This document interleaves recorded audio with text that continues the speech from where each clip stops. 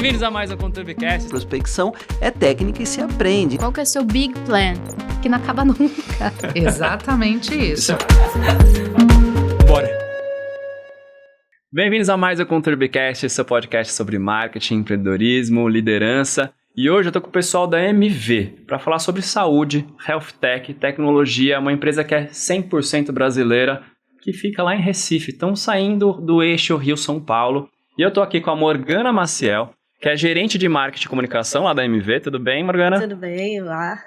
Tô aqui também com o Jefferson Sadossi, que é diretor corporativo de mercado e cliente. Seja bem-vindo, Jefferson. Muito obrigado pela oportunidade. Então vamos lá, gente, pra gente falar o que é a MV. Podemos fugir das origens, né? A MV começou lá com o Paulo, que é o presidente, trabalhando produção de contas hospitalares. Então o Paulo, ele tinha um birô de faturamento, ele ia nos hospitais, pegava as contas, levava para dentro de casa e processava as contas na época que não era nem SUS ainda, né? E dali surgiu a necessidade de automação. Tudo começou ali nessa história. Então, na época, ele desenvolveu um software de faturamento para poder automatizar o processo de contas. E na linha do tempo, ele viu que os hospitais eram muito além de produção de conta, tinha todo um contexto de integração, e ele partiu para o desenvolvimento da grande solução da empresa, que lá atrás foi MV 2000, hoje é só MV, que é a solução hospitalar. Então, se criou um produto 100% integrado naquele momento para atender desde a chegada do paciente numa recepção até o processamento do faturamento, do financeiro contábil. E com o passar do tempo, enxergando a necessidade do segmento saúde, ele aí junto com a empresa MV que ele fundou, viu a necessidade de ampliação desse ecossistema, que a gente viu que é algo muito maior. E nos bastidores aqui a gente estava falando sobre, tem operadoras, tem consultórios, tem laboratórios, tem medicina diagnóstica, tem saúde pública, né?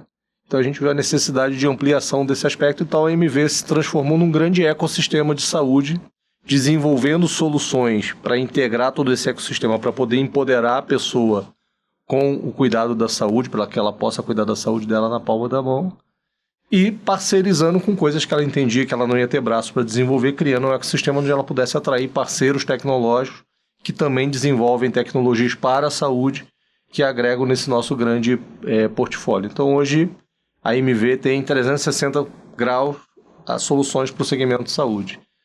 Começou de um negócio pontual, né, do faturamento, para se tornar uma grande big tech que desenvolve produção aí de soluções para toda a saúde do Brasil e da América Latina e do mundo. Cara, e o legal é que é uma empresa brasileira, né, cara? 100%. 100%. Isso é muito bom. Quando a gente fala de empresa de tecnologia brasileira, isso é muito legal. E quando a gente fala de comunicação, como que vocês comunicam isso, né? Como vocês vão para o mercado mostrar o que é a MV? Eu acho que é desafiador, né? Porque é uma empresa B2B. E aí, nos últimos anos, a gente, de fato, vem trabalhando para trazer essa percepção do mercado para você enquanto paciente, enquanto cidadão. Mostrando que a tecnologia que está por trás da instituição traz mais segurança, traz mais qualidade assistencial. Então, o nosso posicionamento ao longo dos últimos anos, ele vem se transformando também nesse sentido, para trazer essa percepção de entrega de valor de uma empresa de tecnologia, não só para a instituição, mas também para o paciente, para que eles consigam enxergar a importância disso, né? Cara, e é um setor que eu sou apaixonado, né? Tanto que dos clientes que a gente mais atende aqui é a área da saúde. E o Brasil é referência no mundo na área da saúde, na área financeira e no agro, né? Eu sempre falo, a gente parece que não funciona, mas o SUS é uma grande referência. Sim, muito. A gente tem os melhores cirurgiões plásticos do mundo, né?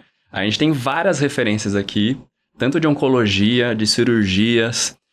Quando a gente fala de tecnologia na saúde, você falou de várias soluções. Onde vocês viram que foi o grande ganho da MV, assim, que vocês falaram, putz, começou com o faturamento ali, mas qual que foi a pivotada que realmente deu maior valor para a empresa e para o mercado?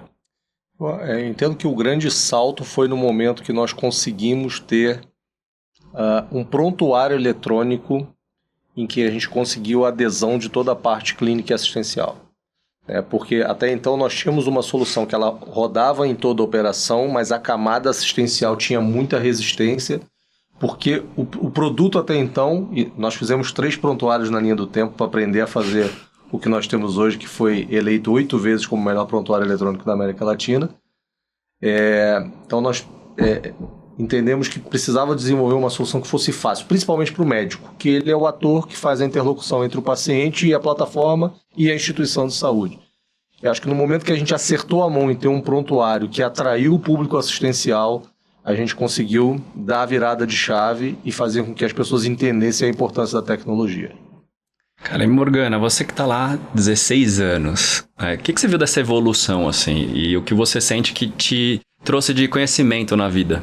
Eu entrei em uma época que a dor da instituição de saúde ainda estava muito voltada para essa questão da automatização, de integração das áreas, né? E ao longo dos anos, desde 2009, isso foi mudando. E esse ponto que o Jefferson comentou do contexto do prontuário, eu acho que foi onde o paciente sente mais o poder do uso de uma tecnologia. Então, eu sempre costumo dizer que quando as pessoas vão para o hospital, ela quer ir embora logo. E acaba não percebendo onde está a tecnologia ali, né? Então, você ter um contato com o médico que registra as suas informações em uma tecnologia e garante que aquelas informações sejam compartilhadas com outros profissionais de saúde, isso te traz mais segurança, né? Isso garante que o teu serviço, o teu atendimento seja de mais qualidade. Então, ao longo dos anos, houve uma mudança de percepção de valor de como a tecnologia entrega. A gente saiu de uma área mais administrativa para garantir eficiência na gestão e chegou nessa área assistencial, onde o médico ali, fazendo um atendimento através do uso de uma tecnologia, garante um atendimento muito mais humanizado. E eu acho que é onde o paciente começou a enxergar. E desde então é onde a gente vem fazendo apostas, vamos dizer assim, nessa percepção de marca para o mercado. E quando você fala dessas soluções, Jefferson, para cliente final ali, né? Você falou do prontuário, que é uma coisa que eu falo muito. Você falou, pô, o que a gente, não é que nem nos Estados Unidos estava falando, que eu abro um aplicativo e ali tem todos os meus exames, tem todo o meu histórico e dependente do médico que eu for, eu abro e ele sabe que eu tenho de histórico. Por que isso no Brasil a gente não chegou nesse ponto, né? Eu acho que tem alguns fatores, né? Nós temos um desafio cultural, né? Porque a própria população não exige isso ainda, né? Com a apropriação das tecnologias e mais uso delas, como a inteligência artificial, eu acho que isso vai ser uma tendência natural a paciente ficar mais exigente com relação à informação. Acho que também tem um pouquinho desse modelo, vamos falar assim, a relação prestador-operadora, né, onde tem conflitos de interesse distintos, modelos de negócio distintos, então talvez ter o dado centralizado não seja bom para ninguém. Né? Até semana passada eu participei de um evento e a gente falou sobre isso numa palestra. Será que é interessante para os gestores de saúde que tenha o dado centralizado? Será que eles querem? Essa é a primeira pergunta que tem que responder. Mas eu acho que a resposta é simples, tá?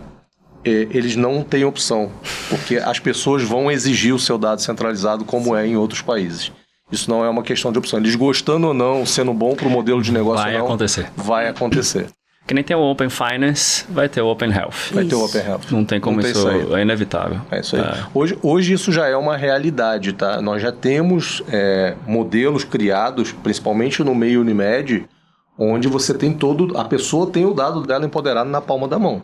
Né? Nós temos cases como aqui no interior de São Paulo, a Unimed Sorocaba, onde todo o ecossistema dela, desde o hospital, a operadora, ao consultório dos médicos cooperados, é tudo integrado numa rede única e o dado é da pessoa. Né? Então, independente de qual instituição que ela vai da Unimed, ela leva o dado de saúde dela. Então, isso já é uma realidade a nível Brasil em alguns locais, pontuais. É uma tendência a se espalhar, não tenho dúvida disso.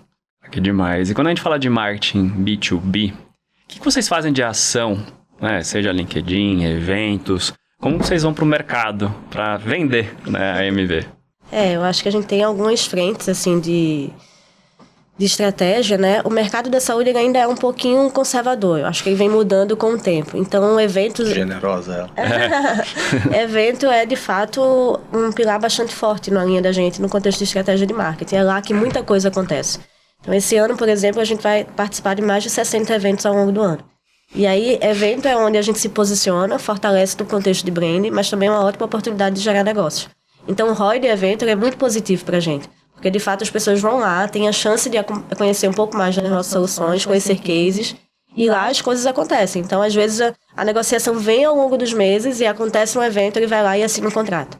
Então, um dos nossos principais eventos é a Feira Hospitalar, ela acontece em maio aqui em São Paulo, e é um evento que a gente tem um investimento extremamente alto, mas tem um retorno extremamente positivo, né? Porque o cliente se encanta. E aí vê a forma como a MV se posiciona no contexto de ditar tendência, de falar de futuro, e ele entender que nós, enquanto empresa, somos muito mais do que um fornecedor de tecnologia, nós somos um parceiro que vai ajudar nessa transformação digital da instituição dele, o evento onde ele sente isso vivo, né? Então, a gente tem uma estratégia de marketing digital bastante forte, também robusta. Trabalhamos, enfim, produção de conteúdo, temos o apoio dos porta-vozes como um pilar extremamente importante para descentralizar, vamos dizer assim, o canal de algumas divulgações nossas, mas o evento é o canal onde as coisas ainda acontecem no contexto de geração de negócios. E falando de desafios, assim, né? A saúde tem vários, né? Quais são os horizontes, assim, que vocês mapeiam na hora que vocês vão montar uma solução nova? É nessa parceria que vocês veem os problemas junto com os clientes de vocês e acabam montando essas soluções? Vão em outros mercados e tentam pegar essas tecnologias? Quais são esses caminhos? Acho que tem um mix de tudo, né? Primeiro, a empresa visita muito outros países para conhecer outros modelos, né? Recentemente, o Paulo, nosso presidente, inclusive, esteve na China, conhecendo o modelo da China, já esteve em Israel, Portugal e assim por diante. A gente vai olhando o que tem de bom nos outros lugares, até porque, como você falou, o modelo de saúde do Brasil é um modelo muito bom, né? Quando você fala do SUS, poucos países têm um modelo de saúde como o SUS, mas falando de tecnologia, tem coisas aplicadas em outros lugares que a gente precisa trazer para cá. Então tem um mix de coisas que a gente vê fora, com ideias, porque nós temos muita mente criativa dentro de casa. O nosso presidente, inclusive, é uma mente muito criativa. Que legal. Tem que falar isso porque ele gosta disso.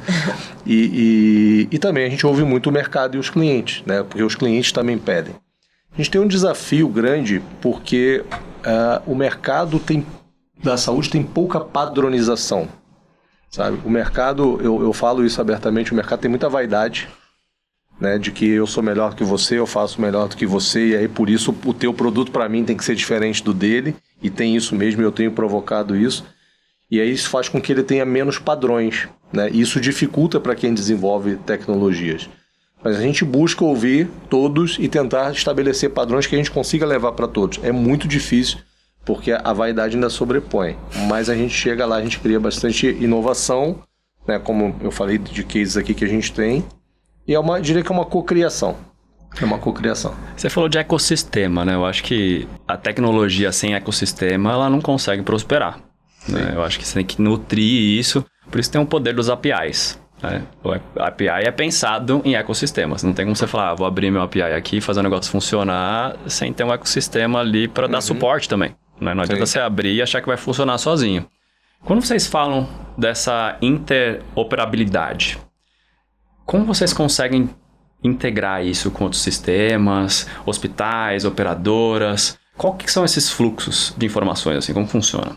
Então, esse é um desafio grande de mercado, o tema interoperabilidade, né? Porque todo mundo olha isso num olhar de mandar uma informação, né, e canalizar ela num ponto só. Quando a gente fala, por exemplo, da pessoa ter o dado na palma da mão, isso é uma forma nativa de interoperabilidade, porque ela está pegando informação de qualquer lugar. Então a gente tem olhado muito assim, como é que a gente de fato consegue abrir as nossas plataformas para conseguir conectar os dados que de fato são relevantes para cuidar da saúde. Porque também não adianta você trazer uma gama de dados que não servem para nada. Sim, né? Exatamente. E tem muita integração que se diz no mercado que não serve para nada. Isso é fato. Então a gente tem olhado para isso, como é que a gente abre a plataforma, traz os dados que são relevantes de uma forma nativa para ajudar a cuidar da saúde efetivamente. Tem uma preocupação grande hoje, quando se fala de interoperabilidade, e as pessoas olham um pouco, que é o quesito de segurança. Né? Porque quando você trafega dado de um lado para o outro, a gente está vendo todos os dias, e a Morgana é prova disso, nós estamos vendo hospitais sendo invadidos todos os dias por hackers. Né? Não é uma questão mais de quando vai acontecer, é que dia que vai acontecer, porque... E como vai acontecer. Vai acontecer. A Jaguar Land Rover está parada, a fábrica já faz 2 meses. É isso aí. Por um ataque hacker. E nós montamos no início desse ano, inclusive, nós fizemos uma joint venture com uma empresa de cibersegurança e lançamos a Bid Health, que é uma empresa especializada nisso, preocupado com o que está acontecendo no mercado. Então, quando a gente fala desse tema, tem que ter muito cuidado nessa transação de dados, porque aí vem uma falha de segurança importante que pode ocorrer e pode amanhã causar um risco na instituição. Mas a gente está muito aberto para isso e, como eu te falei, nós queremos trazer todos os dados que são relevantes para cuidar da saúde da pessoa. E falando de dados, Morgana, o que vocês usam, aproveitam, né, que é uma empresa de dados, o que vocês aproveitam desses dados para usar na comunicação, no marketing, para ter uma inteligência ali para ir para um mercado melhor? Hoje a gente tem uma área, inclusive na MV, de inteligência comercial e de mercado, que traz essa visão tanto no contexto de de evolução das instituições de saúde, como também de concorrentes. Então, para montar uma estratégia de marketing, definir uma campanha, objetivo, sempre tem isso como um bastidor, vamos dizer assim, né? E a própria rede de clientes da gente hoje é uma rede de dados bem relevante para a gente enquanto estratégia de marketing. Então, se a gente pensa em uma campanha mais voltada para hospitais de grande porte, a gente vai entender quais são esses hospitais, quais são os desafios. Se tu prefere um nicho mais específico, conversar com médicos ou gestores da área financeira, administrativa, então essa base de dados acaba trazendo informações que são bem relevantes para garantir que as nossas campanhas tenham o resultado que a gente precisa. Então, acho que tudo começa com a análise desses dados. E ter na área da MV, né, ter na MV uma área voltada para essa percepção, tanto para nos trazer a visão dos dados internos no contexto da comunidade MV, como também do mercado, acaba ajudando na estruturação de cada campanha. E ciclo de venda? B2B a gente fala muito de ciclos longos de venda, né? 6 meses, 18 meses para fechar algum contrato. Como vocês analisam o tempo de campanha que você faz até o fechamento? Esse é o grande desafio, né? Às vezes falar, a gente tem 6 meses para fechar um contrato na nossa média. A gente faz uma campanha de 45 dias esperando que 6 meses funcione. Acontece muito isso, acaba não tendo fôlego. Mas como vocês equilibram isso lá? Eu acho que a gente tem um olhar muito aprofundado assim para o contexto do funil. Então, cada etapa do funil a gente vai direcionando as campanhas. Então, tem algumas campanhas que a gente faz que é só para garantir a chegada de leads. E a gente sabe que eles vão ficar ali por um bom tempo. E aí, quando tu vai e olha para o funil, opa, tem uma oportunidade aqui que está próximo de fechar. Qual é a campanha que eu vou determinar? Né? Então, olhar para o funil e ter a noção de qual estágio cada instituição, né, cada base está no contexto desse processo de venda, desse ciclo de venda, ajuda a gente a ser mais assertivo nesse sentido. Então, por exemplo, agora no final do ano, a gente já vai fazer roadshow. E eu já sei que esse roadshow não é para fechar negócio esse ano. Eu estou garantindo a fechação de negócios para o próximo ano. E aí a gente vai, assim. Então, como a gente conversou de eventos, tem cliente que vai, visita a gente em um evento, mas ele só vai fechar no próximo ano. E aí, quando a gente vai buscar a base, tá lá. Ele visitou, foi impactado por uma feira hospitalar e só fechou no ano seguinte. Então, acho que essa atribuição é legal, né? Porque você fala, faz um ano que eu fiz o evento, mas ele fechou porque ele foi impactado nesse evento. Exatamente. A gente tem que lembrar disso, né? E tu vê o tamanho do desafio, né? Porque dentro da empresa, no ecossistema, nós temos mais de 20 empresas, né? Onde cada uma delas tem uma liderança. Cada uma dessas empresas, algumas têm mais de um produto, algumas têm mais de 5 produtos. Então, se tu fizer uma multiplicação, no mínimo a gente tem uns 100 produtos distintos. Caramba, cara. Né, que se integram. Eu tenho um produto que é de alta complexidade, como uma solução municipal ou uma solução hospitalar, né, que é uma venda muito consultiva e extremamente relacional e de confiança. E eu tenho produtos pontuais, como o produto de odonto, que o cara compra direto pelo site e baixa e usa. Né? Então eu tenho produtos que tem ciclo de venda de 1 ano, eu tenho produtos que tem ciclo de 6, eu tenho produto que tem ciclo de dias. Né? E eu tenho que mixar isso tudo na carteira com um time de vendas e equilibrar isso aqui no marketing. Então a gente tem um desafio bacana dentro de casa, é desafiador, é divertido. É bom ter vários produtos, né? Muito bom. É legal, porque cada um puxa o outro ali também, né? Às vezes é um produto de entrada. Sim. Né? O cara conheceu a marca, gostou, falou, o que mais vocês têm? Isso faz um serviço. O atendimento, acho que é super importante. Sim. E como vocês fazem isso? É digitalizado? É humanizado? Tem IA por trás? Que atendimento hoje, né? A gente fala de Customer Experience. É muito, cara, vamos um pouquinho de IA aqui, um pouquinho humanizado. Como que tá isso para vocês? Então, a gente tem uma divisão, vamos dizer assim, do ponto de vista de chegar no cliente, né, a venda do produto relacional, a gente tem uma divisão interna. Todos os produtos de alta complexidade, eles ficam diretamente com um time regionalizado, um time de executivos de conta mais sênior, pela complexidade da solução. Tem um time, tem produtos que são específicos, como cibersegurança, por exemplo, que tu tem que ter um time especialista ali falando com o cliente o tempo todo. E tem times que o cara vai lá e faz a compra 100% digital, entra no site ou entra na plataforma, vai lá e faz a compra, e aí a gente usa mecanismos automatizados. A implementação de IA, a gente está começando a aplicar ela, tanto para marketing quanto para vendas, né? Ainda não como a gente gostaria, dá para acelerar mais, mas a gente começa a aplicar ela para algumas interações com o cliente. Então já tem algumas soluções, por exemplo, que o cliente conversa, ele acha que está conversando com alguém, está conversando com um robô. Um robô. Normal.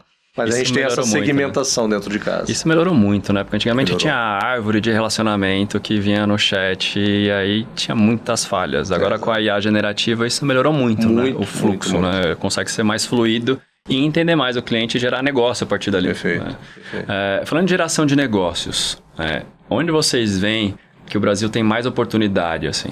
Eu acho que a gente vem percebendo aí um movimento no mercado muito no contexto de clínicas, né, Jefferson? Então, de fato, tem surgido muitas unidades de saúde menores. E a gente tem buscado adaptar, inclusive, a nossa tecnologia para esse cenário, né? Então, hospitais de maior porte, a gente tem uma capilaridade bem interessante já. Eu acho que o desafio agora é chegar no pequeno. Aquele médico que se formou e decidiu montar uma clínica, né? Então, acho que o mercado tem dado evidências que o caminho para o futuro deve ir por essa linha de hospitais e unidades de menor porte, sabe?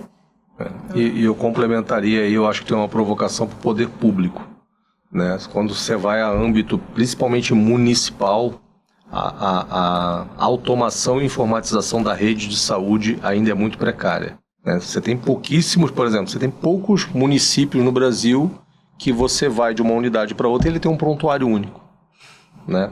Hoje, por exemplo, a gente tem o estado de Goiás, tem 34 hospitais que usam MV, inclusive, base única, prontuário único. Então, em qualquer instituição que você for, o médico acessa todos os teus dados de saúde.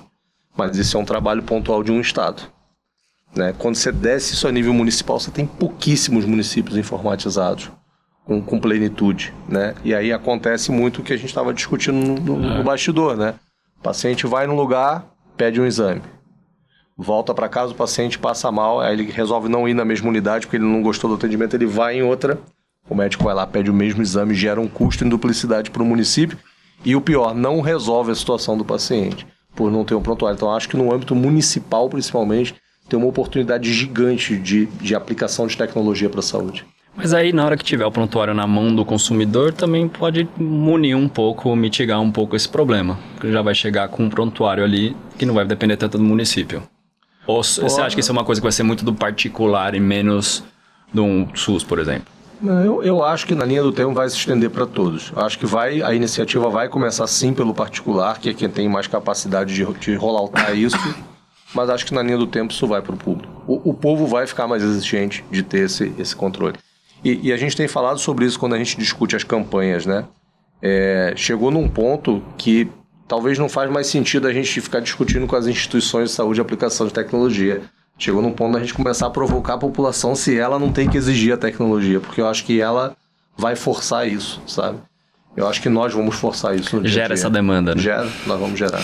É para isso que a gente trabalha, assim, eu tenho conversado muito com o Jefferson, né, de construir MV do futuro, né? A ideia é que as pessoas escolham as instituições que querem ir, considerando se vão ou não ter ali uma tecnologia, né? Então, eu tive meu primeiro filho em um hospital, lá em Recife, que meu nome estava escrito a piloto, assim, no meu leito. E aí, eu já trabalhava na MV, né? E tu olha aquilo e não... Nossa, como é que isso é possível, né? Mas essa não é uma percepção que todo mundo tem, né? E eu acho que quando a gente trabalha justamente para trazer essa percepção para as pessoas de que a tecnologia traz segurança, é que a gente quer que no futuro, não vou nesse hospital porque não tem segurança, porque pode ser que o medicamento seja dado de forma errada, porque eles não usam a tecnologia para apoiar nesse sentido. Então a gente vem trabalhando muito para construir o futuro nesse contexto. A gente vê muito erro médico por conta de falta de processo e sistema. Não necessariamente porque foi um erro médico de entendimento e do protocolo médico. Sim. Né? Às vezes você vê óbitos porque o cara não passou uma informação que era simples apertar um botão para passar a informação. Perfeito. Como vocês pensam nesse fluxo de informações assim para ajudar a treinar esses médicos, a otimizar o tratamento ao paciente, né? Deixar a burocracia de lado? Então, a gente tem trabalhado muito o conceito de inteligência artificial. Nós já tínhamos um prontuário muito bem estruturado, né? Como eu falei lá atrás, acho que o prontuário ele fortaleceu o posicionamento da MV e ele consolidou muitas informações clínicas. E aí agora com a adoção da IA, e a MV está investindo muito fortemente nisso, nós estamos investindo nesse momento mais de 50 milhões em inteligência artificial para apoio principalmente ao médico. E a ideia é que a gente consiga ter a leitura dessa base de dados que já estava estruturada para apoiar o médico na decisão clínica. Não é tomar a decisão por ele, né? Mas dar o melhor direcionamento. Então, eu sempre cito um exemplo pessoal. Há 3 anos, eu quase perdi minha mãe. Por um erro do médico que poderia ter sido evitado se o hospital que a minha mãe estava tivesse minimamente um prontuário eletrônico bem informatizado. Minha mãe fez um exame, ela tinha uma determinada bactéria e o médico deu um medicamento para ela que não tinha ação sobre aquela bactéria. Se tivesse não precisava ter IA, se tivesse um prontuário minimamente estruturado, como o da MV, o sistema ia dizer, não dê esse antibiótico porque ele não vai combater essa bactéria. O sistema não precisa nem de IA ainda. Só parametrização, né? Então, assim, e essa é uma preocupação, porque tá todo mundo nesse hype da IA falando sobre IA, mas ainda precisa fazer um básico bem feito, que é a implementação de um bom prontuário de forma estruturada, né? E você tendo isso, como isso já é uma realidade, cara, traz muita segurança para o paciente. Então, é o que eu estou te falando, um prontuário bem parametrizado teria evitado o risco de morte da minha mãe, né? A IA, então, nem se fala, né? A gente está vendo hoje, por exemplo, já tem IA estudando, ela pega a célula de uma pessoa e ela projeta como essa célula vai chegar daqui a 10 anos para ver se você pode ter uma possível doença. Isso já é realidade no mundo hoje. A IA estudando uma possível célula para dizer que doença você pode ter para você tratar antes. Muito legal, cara. Poxa, gente, isso vai salvar muita vida, né? Então, se as pessoas entenderem a importância de trabalhar bem essa base de dados, né, e usar ela a favor para investigar o caso, eu acho que a gente vai eliminar muitas mortes que acontecem todos os anos. Cara, isso é muito nobre, né? Começar a pensar, tipo, não é só o fim financeiro. Claro. O bem que eu tô trazendo pro meu consumidor ali. Você falou de Recife, né? Vocês estão localizados em Recife. Nasceu em Porto Alegre e foi para lá. Me conta por que vocês estão lá e os benefícios de estarem lá e qual o tamanho da MV pra gente entender do que a gente tá falando aqui.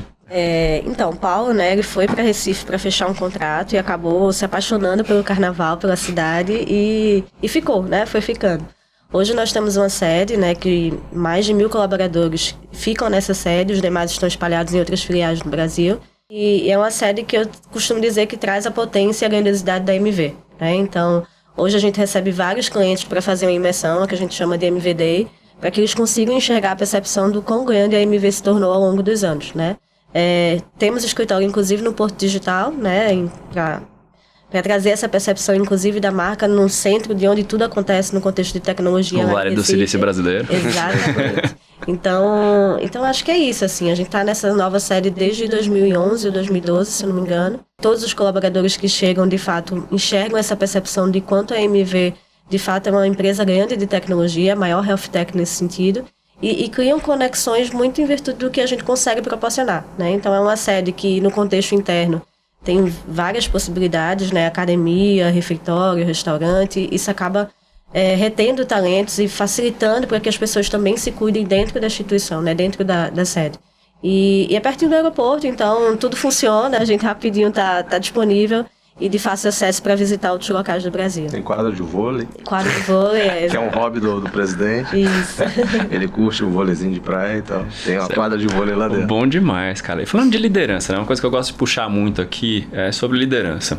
Como que é você, Jefferson, liderando o seu departamento lá?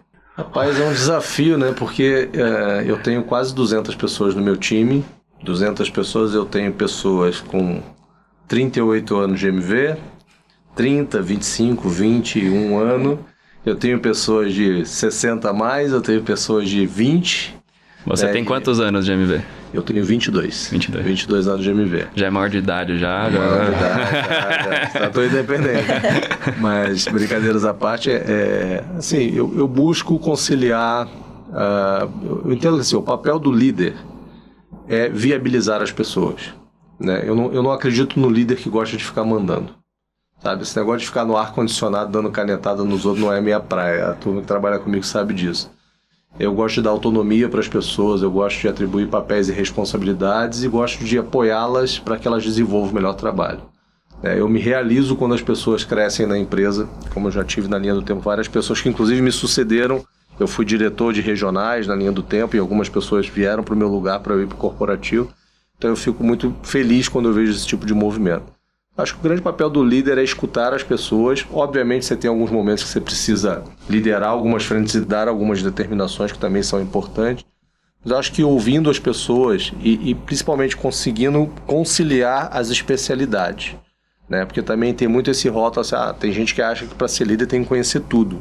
Eu descaracterizo isso totalmente. Eu acho que você tem que se cercar de pessoas que são especialistas no tema e você tem que ter a capacidade de uni-las em prol da companhia. Então eu busco fazer essa sincronia de ter as melhores pessoas, ouvir elas no dia a dia, dar as minhas opiniões e dar liberdade para elas, para que elas consigam desenvolver o trabalho delas. E para você, Morgana? Então, hoje eu tenho a missão de liderar um time de 40 pessoas, né? Um time de marketing bastante expressivo, mas eu sempre digo que não é suficiente para os desafios, né? O Jefferson comentou São aí tantos canais para você comunicar, tantos produtos, né? 100 produtos, cara. Exatamente. 40 pessoas é 5 para 1, pois quase. Então, é desafiador, mas eu sou muito da linha do Jefferson, assim, sabe? Eu gosto mais de ficar nos bastidores e garantir que as pessoas se desenvolvam e cresçam, né? Então, eu sou mãe de 2 filhos, e eu acho que a minha maternidade acaba ajudando nesse sentido. Então, eu gosto de liderar pelo contexto de estar ali disponível para ajudar e para ajudar a pessoa a encontrar caminhos. Eu não sou uma liderança impositiva, eu gosto muito de ajudar a pessoa a construir um ponto de vista que eu entendo que é o melhor caminho a ser seguido. Então, muito mais, mas o que é que tu acha disso? E se for por esse caminho, para a gente construir junto essa percepção de qual é a melhor decisão a ser tomada. Então, é muito isso, assim, eu acho que é ajudar as pessoas a se desenvolverem. E com um olhar e uma empatia sempre muito aguçada, vamos dizer assim, sabe? Eu acho que depois da maternidade a sensibilidade me trouxe muito isso. De conseguir enxergar, entender o que a pessoa está precisando, se ela não está no momento adequado, né? Aconteceu algo, de respeitar inclusive esse momento. Para que de fato, acho que o importante é você deixar com que as pessoas estejam felizes, né? Eu sempre digo, estou como gerente de marketing, tem 4 coordenadoras que trabalham comigo e eu sempre digo para elas, a minha missão aqui é fazer vocês felizes. Se vocês estiverem felizes, está tudo certo. Eu não quero ninguém aqui estressado, ninguém com ansiedade, né, preocupado com coisas do trabalho. Então, meu principal papel é garantir um ambiente harmônico e de felicidade para que todo mundo consiga trabalhar. Uma pessoa feliz é mais criativa, entrega melhor, né? Então, acho que passa por isso também. Fica mais engajada, Exatamente. né? Exatamente. E tem uma das coisas que eu gosto de puxar aqui é fazer um raio-x de conhecimento, de onde cada profissional que passa pela mesa, onde ele busca conhecimento, onde ele aprende, onde ele tem essa curiosidade, porque eu não acredito que tenham líderes que não aprendem com nada, que não vão atrás de conhecimento a todo momento. Como que é pra você, Jefferson? Como que é seu raio-x, assim, de conhecimento? É podcast, livro, pessoas? Por onde você adquire conhecimento? Bom, primeiro eu tenho uma máxima que a gente aprende todo dia. Em tudo na vida tem oportunidade de aprendizado. Não tem a máxima do eu sei tudo, né? Então, às vezes num café você aprende muita coisa. Então, por isso que eu gosto muito de interação com as pessoas, né? Eu leio bastante, escuto bastante podcast, acompanho muitas matérias, acompanho alguns veículos de imprensa pontuais que eu tenho uma sinergia com o que eles fazem, né? E no dia a dia eu gosto de ouvir as pessoas, né? Principalmente os clientes. Eu gosto muito de ouvir os clientes. Diferente do vendedor tradicional que acha que tem que ir lá no cliente sair falando, eu gosto mais de ouvir. Porque eu aprendo muito com o cliente, eu tiro muitas lições, inclusive de como eu tenho que mudar a minha dinâmica de trabalho no dia a dia, como é que às vezes eu tenho que mudar a orientação do meu time, o posicionamento, a forma. Eu acho que ouvir é a melhor forma de aprender. É tão importante quanto falar. Então eu converso muito com as minhas pessoas, a Morgana está aqui, ela sabe disso, converso muito com o meu time, converso muito com os clientes e todo dia eu tiro alguma lição ali, algum aprendizado, né, e levo para minha casa, tento transmitir isso para minhas filhas, também tenho 2 filhas e tento transmitir isso daquilo que eu aprendo. E para você, qual que é o seu timeline, assim, seu fluxo de conhecimento? Eu acho que hoje a gente tem inúmeras oportunidades, né? Tá tudo mais fácil e mais acessível, né? Então, eu também sou aí de uma boa leitura. Tenho alguns sites que já são aqueles fixos de consultar e entender o que está acontecendo. Mas eu curto muito ainda o contexto de evento. Eu adoro ir para evento que vai trazer uma grade de programação que vai me enriquecer muito, sabe? E ter aquela oportunidade de ouvir pessoas falando, contando experiências, cases. O olho no olho mesmo ainda me encanta, assim, sabe? Então, eu busco mesclar, assim, tentar o contexto do digital, mas também recorrer a alguns eventos presenciais. É isso, né? A troca humana, acho que é onde a gente aprende mais. Né? Falar, eu faço um MBA, ler um livro, mas se você tá no dia a dia com alguém ali trocando, é onde a gente realmente tem as interações e aprende mais. Eu acho que esse é o grande rico do momento. E falando de Health Tech, vocês que estão nesse sistema, né? Com esse ecossistema de saúde e de tecnologia, as startups, a gente fala com muitas startups aqui de saúde, de área específica, de áreas específicas. Como vocês fazem para ir atrás e pensar, putz, essa daqui compensa a gente comprar, aderir para nosso sistema? Como que é esse fluxo de trazer inovações que às vezes você não consegue inovar em casa, você precisa ir buscar uma solução que já está pronto ali, que você fala, putz, isso daqui faz parte do meu sistema que faz sentido eu ter essa startup aqui comigo. Vocês têm um fluxo de investimentos? Tem um fundo, CVB, CVC, alguma coisa do tipo? Ou não? Como funciona lá? Não, a gente trabalha com... Todo o nosso investimento é próprio, tá? A gente trabalha com capital próprio. Óbvio, para algumas coisas específicas a gente busca, às vezes, recentemente a gente buscou recurso FINEP, por exemplo. A gente conseguiu um projeto no FINEP para IA, inclusive. Mas o nosso fluxo ele tem 2 caminhos naturais, né? Um, a gente tem uma plataforma oficial, que é a Healthcare Alliance, que é uma plataforma de conexão de parceiros, que a gente traz empresas para dentro do ecossistema e a partir do momento que elas entram ali, a gente passa por um processo de avaliação técnica delas, né? E no momento que faz sentido, que a gente entende que aquilo agrega, a gente traz elas para o business junto com a gente. Então, a Health é uma plataforma oficial da MV para que empresas, startups entrem ali, né, ali seja um cubo ali para a gente poder agregar conhecimento. E os nossos clientes, eles também todos os dias aplicam alguma dessas startups, né? E eles também sinalizam para a gente com certa frequência, ó, tem uma aqui que está se destacando, está fazendo tal coisa, e aí a gente tem um canal direto de avaliação junto com essas empresas. Tem que ter um cuidado especial com startup, né? Porque a gente também vê muita iniciativa que morre pelo caminho, né? Se você olhar, poucas startups de fato vingam, né, na linha do tempo. 95% falham, né? 95% morrem no caminho. Né? Então, porque às vezes tem muita iniciativa boa, mas a gente brinca, tem pouca acabativa, né? Então, precisa cuidar dessa acabativa para ela de fato se tornar um negócio. Então, a gente tem um olhar muito crítico em relação a isso. Então, a gente olha junto com os clientes e junto com a nossa plataforma. E aí, fazendo sentido, a gente faz uma aproximação e, quando necessário, agora mesmo a gente acabou de aportar 20% da Sofia, né, que era uma startup de inteligência artificial. Nós já tínhamos uma plataforma, que é a MedAI, que é a Mavi, que é a plataforma da MV, de inteligência artificial, e nós vimos que a Sofia tinha um potencial de agregar esse nosso portfólio. Nós fomos lá e fizemos um aporte com eles. Então, esse é um caminho.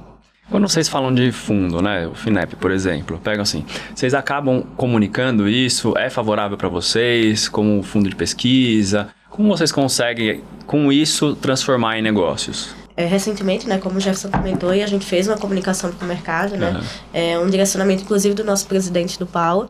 E eu acho que um investimento como o FINEP, né, que chega para a MV, traz uma percepção de bastante credibilidade para o mercado. Então, a gente teve uma linha de trabalhar no contexto de assessoria de imprensa, trabalhar através dos porta-vozes e fazer com que essa informação chegasse para o cliente e para o mercado. Porque eu acho que uma instituição como o FINEP, quando ela decide apostar na MV, entrar em uma parceria com a MV, foi inclusive um projeto de inteligência artificial também, traz a percepção para o mercado de que sim, a MV é uma empresa que está liderando essa transformação através da IA e o FINEP também está apostando nisso. Então, sim, fizemos uma divulgação nesse sentido, bem expressiva. Saímos em veículos importantes para trazer essa percepção. E vale complementar, né? É bem complexo o processo de você conseguir captar dinheiro no FINEP. Você tem que ter um projeto muito bem estruturado, muito bem embasado para defender você conseguir captar aquele recurso. Então, quando a gente consegue essa captação, reforça de que o nosso projeto está bem estruturado, né? Ele tem raízes profundas para sustentar aquilo que a gente está pleiteando. E que você falou de inteligência artificial, né? A gente fala, teve episódio aqui, não sei se você conhece o Nelson Leone da Wide Labs, que ele está fazendo a LLM brasileira, né? O Amazônia, falando sobre a enania da IA, né? Porque você falar de LLM, você pegar um chat GPT e de repente o Sam Altman fala, cara, eu não quero que o Brasil participe desse negócio, e fecha a chavinha, o que você faz com toda a solução que você criou? E vocês estão criando a própria de vocês. Como vocês começam a estruturar uma LLM? Que é um negócio muito complexo, né? A pessoa acha, coloca uma perguntinha no chat GPT, mal sabe o que está por trás para te trazer uma resposta. Para treinar isso, que eu imagino que faz parte desse projeto que vocês começaram, certo? Perfeito. A gente tem uma estrutura de... Primeiro assim, nós temos hoje uma base de dados que são os nossos clientes, que tem muita informação, para poder gerar uma curadoria em cima dessa base. Eu te diria assim, acho que nenhuma empresa no Brasil hoje tem uma base de dados clínica e assistencial como a MV tem. Nós temos 1.600 hospitais, nós temos 250 municípios, nós temos mais de 100 operadoras e nós temos mais de 77 milhões de brasileiros que passam pelas soluções MV hoje. Então, nós temos a maior base de conhecimento para gerar uma curadoria de informações. E aí, por trás disso, tem um time multidisciplinar que vem treinando e vem estressando essa IA para que ela não alucine, não crie todos os problemas. Né? Tem um trabalho grande, tá? Temos médicos na equipe, temos enfermeiros, todo mundo trabalhando para gerar uma curadoria em cima disso. Quando você fala de profissionais, né? Quando a gente vai atrás de um profissional de IA, como que você busca um profissional de IA? Porque é uma coisa tão nova, né? Que você fala, beleza, a preditiva existe há mais tempo, mas a gente vai falar de generativa, é uma coisa tão recente para você trazer esses talentos. Como foi para vocês buscar isso no mercado? Segredo de mercado, eu não vou falar. Cara, eu te diria assim, ó, eu acho que não tem uma receita, assim. Eu acho que o posicionamento da MV como a empresa que lidera a transformação digital e tá aportando investimentos nessa linha de IA, naturalmente isso está atraindo as pessoas. Não é fácil captar as pessoas, é um grande desafio, tá? Porque a gente vive um dilema da multigeração, né? E principalmente a geração mais jovem, ela não quer ficar muito presa nas relações com as empresas. Mas não é fácil essa captação. Mas a gente tem buscado, acho que a MV por si só ela atrai, né? Pela marca dela, pelo posicionamento, acho que ela atrai esses recursos. Mas a gente tem olhado assim, nós temos muita gente boa dentro de casa também, né? Como eu te falei, tem muita gente que conhece de saúde dentro de casa. Porque o desafio não é só conhecer da tecnologia, tu tem que conhecer do negócio, né? Então, eu acho que é o maior desafio é conhecer o negócio, porque a tecnologia está aí, né? Para você ter uma ideia, hoje quase 30% dos nossos funcionários têm mais de 6 anos de MV. Né? Então, você vê assim, as pessoas ficam bastante tempo na MV porque tem essa questão do aprendizado sobre o negócio, né? Isso é um desafio. Eu acho que a gente tem muita gente capacitada dentro de casa para ajudar a alavancar essas tecnologias. Então, a gente tem que equilibrar. Tem que ter gente que conhece a tecnologia, tem que ter gente que conhece o negócio, tem que ter gente que conhece dos dois, e a gente tem que atrair nesse público e juntando esses times aí. Bom demais. Morgana, me fala qual que foi o maior case seu na MV, que você fala, cara, esse foi o projeto que eu mais gostei de fazer, que mais eu gosto de reconhecer, assim. Difícil. 16 anos, teve muito projeto bacana aí na jornada, mas eu acho que eu vou citar o MV Experience Forum. É um evento da MV, ele já tem mais de 10 edições, mas em 2024 foi a primeira vez que a gente levou ele para dentro de um pavilhão, né, para fazer um evento como é o evento de hoje em dia, vamos dizer assim, né? Ele normalmente acontecia na sede da empresa, no auditório, depois a gente fez em um hotel aqui em São Paulo, e na edição do ano passado a gente levou ele para uma estrutura de evento de grande porte. E eu acho que lá eu consegui evidenciar para a diretoria corporativa, para o mercado, para onde a gente quer levar o MV Experience Forum. Então foi uma entrega que exigiu muito da gente no contexto de planejamento, de execução, de estratégia, em pilares de programação, captação de patrocínio, inscrição e frentes assim que tu tem que ir moldando, adaptando, conduzindo para de fato fazer uma grande entrega. Então essa edição, a gente diz que foi uma edição histórica, foram mais de 1.600 pessoas participando, e foi um marco, de fato, de um divisor do que é que a gente quer com o MV Experience Forum. Então eu acho que é um projeto que eu olho com muito, muito carinho, assim, também. E o outro, se eu puder falar mais um, é o MVCast, né? Então a MV também entrou nessa onda aí do MVCast. Esse ano a gente foi para a nossa 2ª temporada, porque a gente entendeu que conteúdo de qualidade para um segmento tão específico como saúde, ele precisa de conversas mais detalhadas, né? E foram 2 edições, 2 temporadas, assim, que já traz pra gente frutos bem interessantes, assim. Então a gente recebe feedback de pessoas elogiando a qualidade do conteúdo.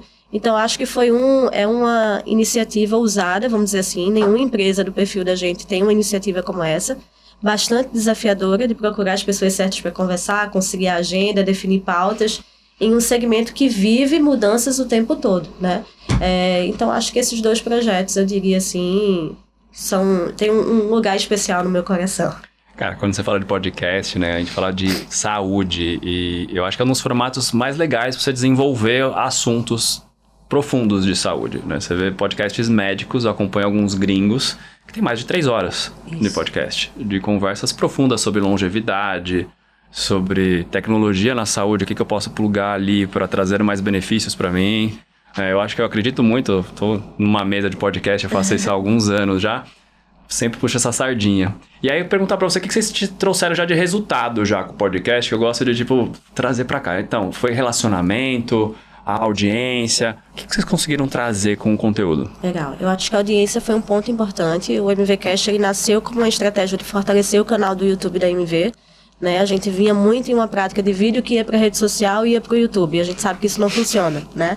Então o MVCast foi um projeto macro, assim, de reposicionamento da MV no YouTube.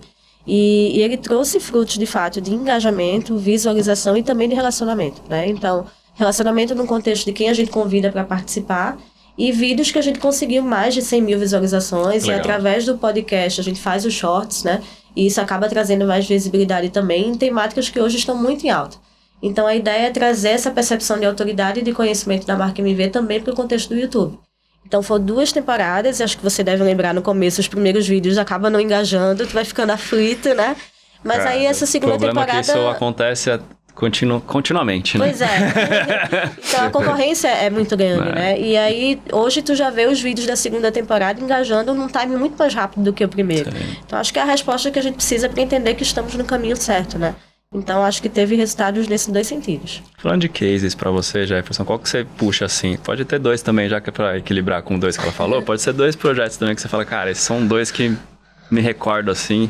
E pode ser até da carreira, não precisa ser só MV.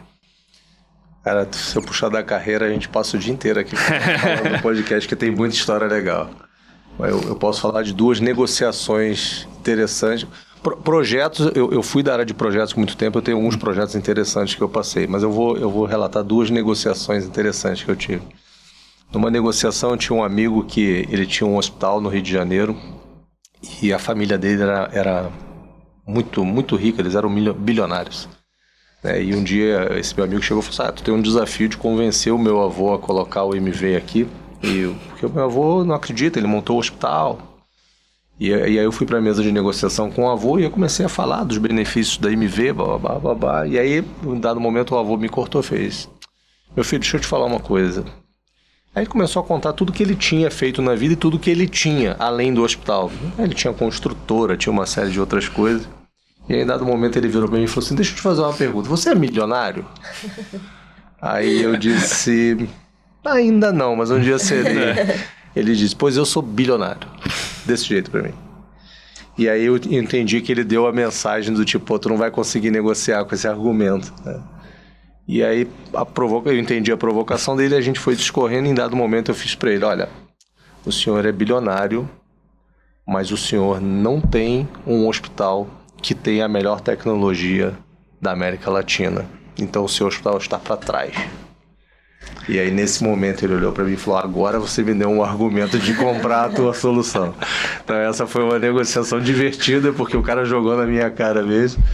E a outra, numa negociação com um grupo no interior de São Paulo, eu sentado na mesa com todos com o presidente e toda a diretoria, apresentei a minha proposta, e aí o presidente virou para mim e falou, poxa, Jefferson, gostei muito, gosto muito da MV, quero MV. Aí eu fiquei todo feliz, quero MV, então tá fechado o negócio, né? Aí ele puxou uma proposta do meu concorrente e botou em cima da mesa e falou, tá aqui a proposta do seu concorrente. Se você fizer a mesma coisa, tá fechado. Aí eu peguei, sem titubear, aquela reação do cara que é comercial, eu falei, estendi a mão pra ele, tá fechado. Aí ele levou um susto, né? Olhou pra mim, tá fechado, tá fechado.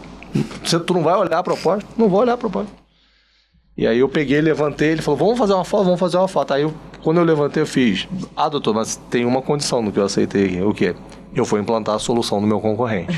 Eu não vou implantar a minha. Aí ele olhou, como assim? Eu falei, não, o senhor quer pelo preço do meu concorrente, eu vou comprar dele e vou implantar pro senhor, mas eu vou implantar dele, não vou implantar a minha. Aí ele fez, não. Mas veja bem. Eu quero a sua. Aí eu peguei a proposta do meu concorrente, voltei para a mesa dele e falei, então se eu tirar essa proposta, a gente vai negociar a minha proposta.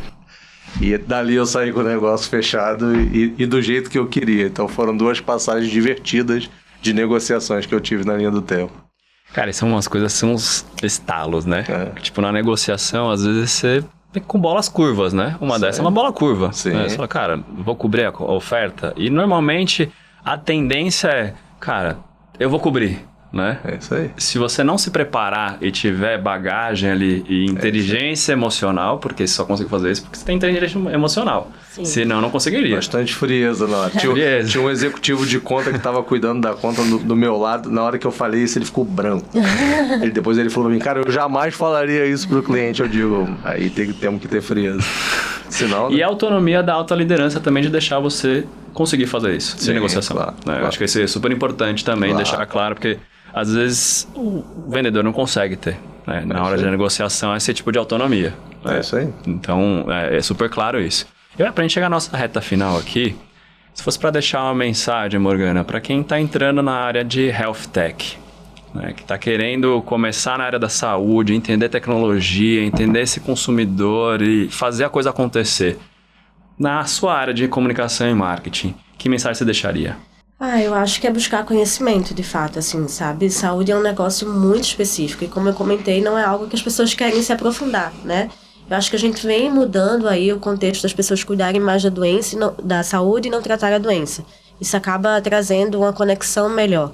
Mas saúde é um universo que tu precisa entender em detalhes as particularidades, sabe? No contexto de instituição de saúde, as dores de um hospital, as dores de um município. E, de fato, é uma área extremamente ampla nesse contexto. Então, se tu não consegue enxergar minimamente um pouquinho de cada particularidade desse segmento, tu acaba tendo dificuldade, de fato, de trilhar uma carreira. E passa por uma linha de conhecimento, porque o contexto de técnica de marketing, comunicação, ele acaba se adaptando a cada cenário. E tu conhecer de forma profunda o segmento, as particularidades dele, acaba te trazendo mais eficiência na estratégia que você vai montar. Então, eu acho que passa por uma linha de conhecimento, de conhecer cases, visitar, né, entender quais oportunidades você tem de conhecer em loco instituições de saúde que estão, de fato, usando a tecnologia, trazer essa percepção diferenciada para o paciente. Eu acho que o conselho é esse. Estudo de uma visão prática também. A famosa curiosidade, né? Isso. Ajuda demais. Exato.